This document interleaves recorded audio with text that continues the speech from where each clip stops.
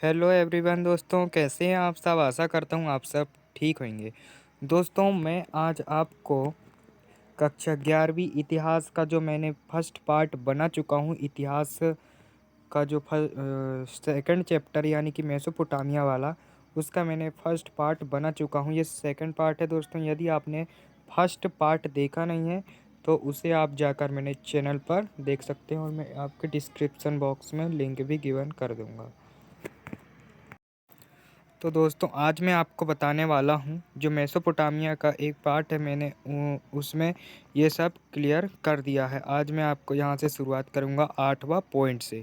बहुत ही सरल तरीके से बताया जाएगा दोस्तों आपको इस चैनल पर, और सब कुछ यहाँ पर आपको यानी कि इम्पोर्टेंट क्वेश्चन जो नोट्स हैं वो भी फ्री में प्रोवाइड कराए जाएंगे, वो भी पीडीएफ के साथ। मैं आपको बता दूंगा कि आपको पीडीएफ कैसे मिलेगा इस चैप्टर का, यानी कि सभी चैप्टर के पीडीएफ उसी वो टेलीग्राम चैनल है, मैं उसका नाम भी आपको बताऊंगा। तो आप इस वीडियो में बने रहिए। चलिए दोस्तों, शुरुआत करते हैं। हमारा पहला पॉइंट है यहाँ पर, यानी कि 8वां पॉइंट। अपन ने जो 7 पॉइंट है वहाँ तक तो सब कुछ क्लियर कर चुके हैं पहले वाले वीडियो में। 8वां पॉइंट है यहाँ पर, कुम्हार के चाक का निर्माण किसकी देन है? मेसोपोटामिया की देन है दोस्तों। कुम्हार का चाक है, कुम्हार के चाक का निर्माण किसकी देन है? मेसोपोटामिया की देन है।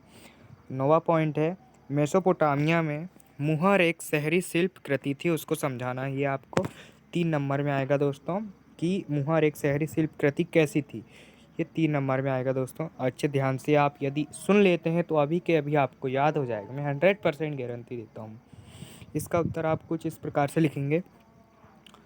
मेसोपोटामिया में पहली सहस्त्राब्दी ईसा पूर्व के अंत तक, अपने को यहाँ तक याद करना है। पहले मेसोपोटामिया में पहली सहस्त्राब्दी ईसा पूर्व के अंत तक पत्थर की बेलनाकार मोहरें जो बीच में कैसे आर पार छिदी होती थी, पत्थर की बेलनाकार मोहरें होती थी जो बीच में आर पार छिदी होती थी, बनाई जाती थी। फिर उनमें तीली लगाकर तीली लगाए तीली लगाकर गीली मिट्टी के ऊपर घुमाई जाती थी। इससे एक विशेष प्रकार के चित्र बनते जाते थे। आशा करता हूँ आप समझ पा रहे होंगे। इससे एक विशेष प्रकार के चित्र बनते जाते थे, वे अत्यंत कुशल कारीगरों द्वारा उकेरी जाती थी। यदि आपको और भी इससे रिलेटेड कुछ फैक्ट्स जानना है तो आप एनसीईआरटी में पढ़ सकते हैं दोस्तों। यहाँ पर एक पत्थर की बेलनाकार मोहरें बनाई जाती थी जो बीच में आर पार छिदी होती थी। ये आपको ध्यान में रखना है। और उनमें तीली लगाकर गीली मिट्टी के ऊपर घुमाई जाती थी, इससे एक विशेष प्रकार के चित्र बनते जाते थे। आगे बढ़ते हैं दोस्तों।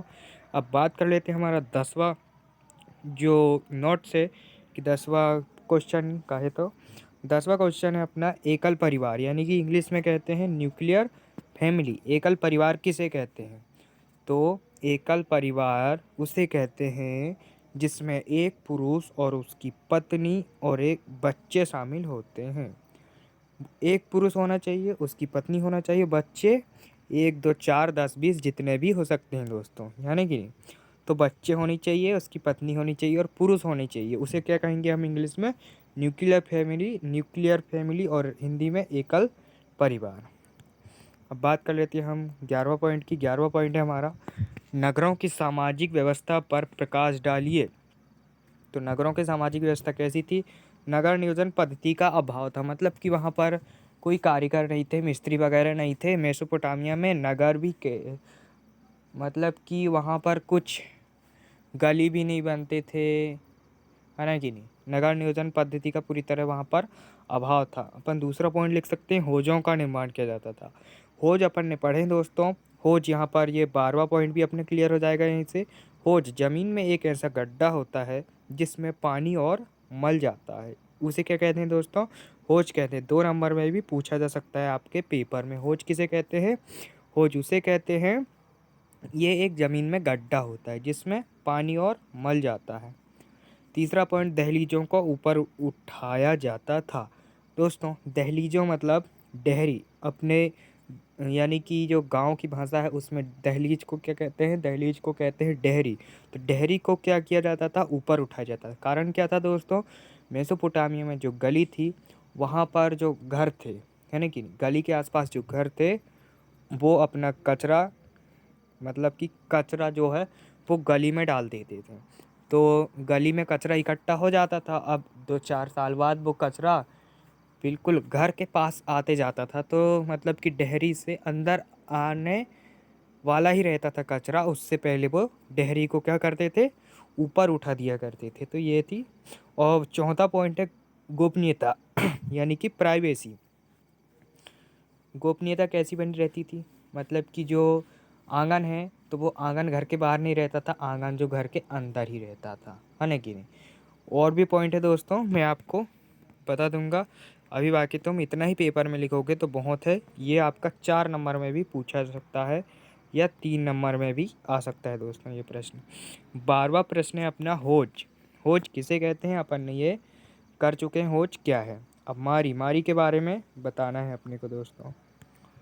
मारी दक्षिण के मैदानी भाग, यानी कि ये मेसोपोटामिया है समझो, इधर उत्तर और इधर दक्षिण, इधर पूर्व और इधर पश्चिम। तो दक्षिण के मैदानी भाग मतलब इधर जो मैदानी भाग था उसमें फरात नदी, इधर से आई फरात नदी।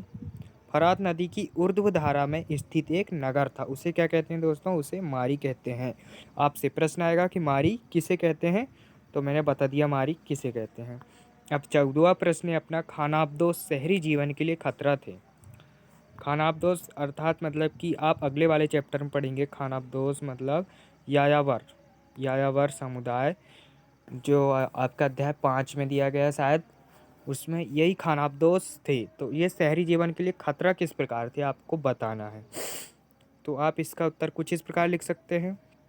गडरिये कई बार अपने भेड़ बकरियों को पानी पिलाने के लिए बोए हुए खेतों से गुजार कर ले जाते थे। कौन, गडरिये। इससे किसानों की फसल को नुकसान पहुंचता था। यायावर समुदायों के झुंड पश्चिमी मरुस्थल से आते थे। कहाँ से आते थे, पश्चिमी मरुस्थल इधर तरफ से, यानी कि नहीं ये मेसोपोटामिया इधर तरफ से वो आते थे, झुंड के झुंड दोस्तों। आगे बात कर लेते हैं हम। आगे 15वां पॉइंट अपना खानाबदोश लोग। जो खानाबदोश थे यानी कि यायावर, तो वो अक्कादी, एमोराइट, असीरियाई और आर्मीनियन जाति के थे। जी दोस्तों मोस्ट इंपोर्टेंट प्रश्न है। और ये है यानी कि आपके कोई भी ईयर का पेपर देख लो, ये आपको देखने को मिल ही जाएगा। कोई भी प्रश्न में 1 नंबर, 2 नंबर, 3 नंबर, किसी भी प्रश्न में ये आपको देखने को मिल जाएगा कि खानाबदोश लोग की जाति क्या थी। तो क्या थी, अक्कादी, एमोराइट, असीरियाई और आर्मीनियन थी, है ना कि नहीं। 16 पॉइंट है अपना मारी के राजा कौन से समुदाय के थे, एमोराइट समुदाय के थे। खालिस्तान में पूछ सकता है 1 नंबर का, है ना कि नहीं। मारी के राजा एमोराइट समुदाय के थे। स्टेपी क्षेत्र के देवता डेगन के लिए मंदिर बनवाया गया था। अब दोस्तों मैं आपको एक चीज़ यहाँ पर क्लियर करना चाहता हूँ।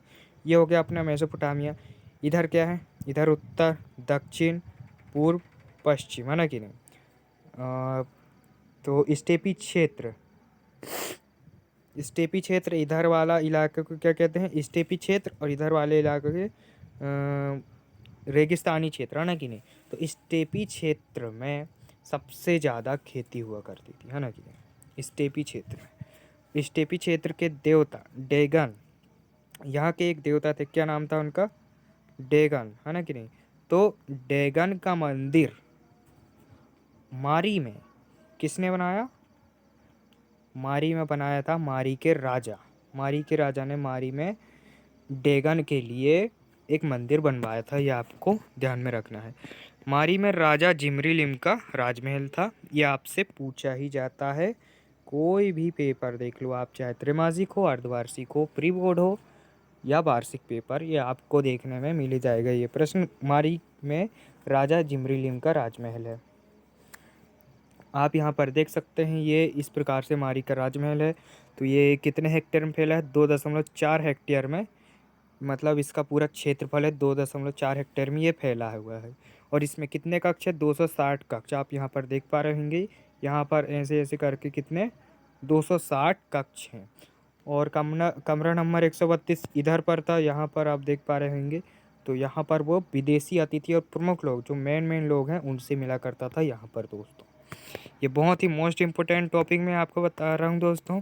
यदि आपको वीडियो थोड़ा सा भी हेल्पफुल लग रहा हो तो प्लीज़ आप वीडियो को लाइक कर दीजिए, चैनल पे नए हो तो चैनल को सब्सक्राइब कर लीजिए। और अधिक से अधिक दोस्तों को शेयर कीजिए, इससे वो भी यानी कि घर में रहकर अच्छे से पढ़ाई कर सके दोस्तों। यहाँ पर आपको सब कुछ अच्छे से समझाया जाएगा दोस्तों। 18वां पॉइंट है अपना, एक नदी में 300 मदिरा के पीपे रखे जा सकते थे। अब दोस्तों जो मारी था, तो मारी में क्या होता था, मारी मतलब कि समुद्र तट के पास बसा हुआ था। तो वहाँ से मतलब कि सभी जो जहाज थे, व्यापारी जहाज, वो जाया करते थे।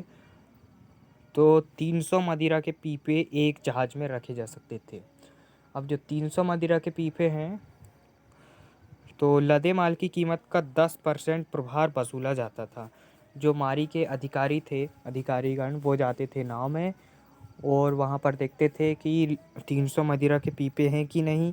फिर उस 300 में से 10% वो निकाल लेते थे, तो 10% प्रभार वसूलते थे। 19वां पॉइंट है अपना, साइप्रस के द्वीप अलासिया। साइप्रस के द्वीप कौन सा, अलासिया, तांबे तथा टीन के व्यापार के लिए मशहूर थे। तो तांबे तथा टीन के व्यापार के लिए कौन मशहूर था, साइप्रस के द्वीप अलासिया। ये आपसे 1 नंबर में पूछा जा सकता है। 20वां पॉइंट है अपना, गिलगेमिस क्या है। गिलगेमिस क्या है, ऐसा प्रश्न आएगा। तो गिलगेमिस एक महाकाव्य है जो 12 पट्टिकाओं पर लिखा गया है।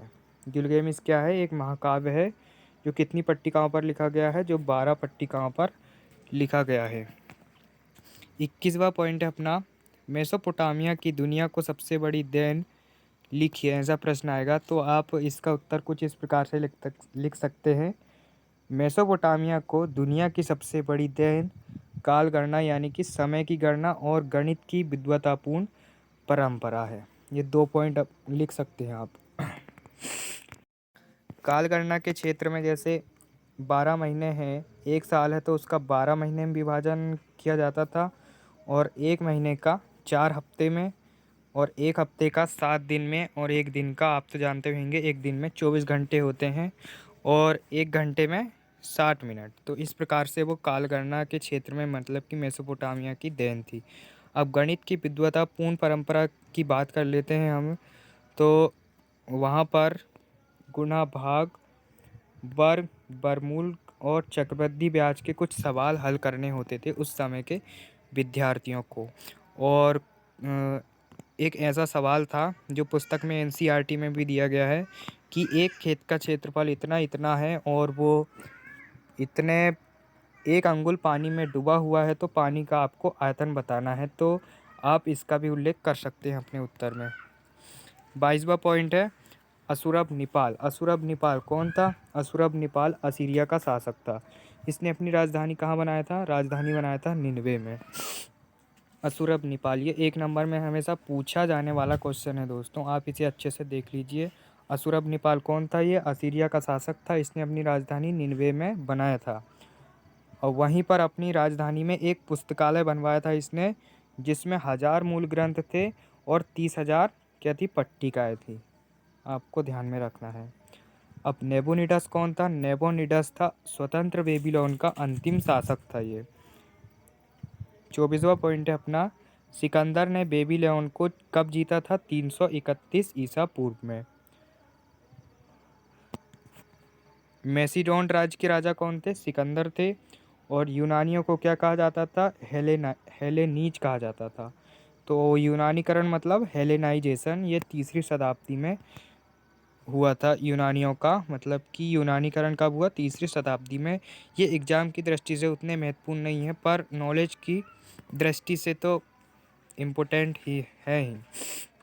पैगंबर मुहम्मद ने क्या किया था, इस्लाम धर्म की स्थापना की थी। आप सभी को पता होगा कब की थी, 9वीं शताब्दी में इस्लाम धर्म की स्थापना की थी। और बहुत ही मोस्ट इम्पोर्टेंट फैक्ट मैं आपको बताने वाला हूँ दोस्तों। तो यहाँ पर 2 फैक्ट दिए गए हैं। किसी भी साम्राज्य की उपलब्धियों की महत्ता उनके उत्तराधिकारियों द्वारा ग्रहण की जाती थी। यानी कि उनके उत्तराधिकारी कैसे हैं, वो उनकी उपलब्धि कैसी है, तो वो साम्राज्य की उपलब्धि की महत्ता ग्रहण की जाती थी। अब अगला पॉइंट है अपना, ईसाई धर्म। ईसाई धर्म कहाँ उदित हुआ, फिलिस्तीन में उदित हुआ, प्रथम शताब्दी में उदित हुआ। तो दोस्तों मैंने आपको ये जो चैप्टर था पूरा यानी कि अच्छे से पढ़ा चुका हूँ। यदि आपको ऐसे ही वीडियोस और चाहिए तो हमारे चैनल पे नए हो तो चैनल को सब्सक्राइब कीजिए, और यदि वीडियो थोड़ा सा भी हेल्पफुल लगा हो तो इसे लाइक कीजिए। ठीक है दोस्तों, मिलते हैं अगली वीडियो में।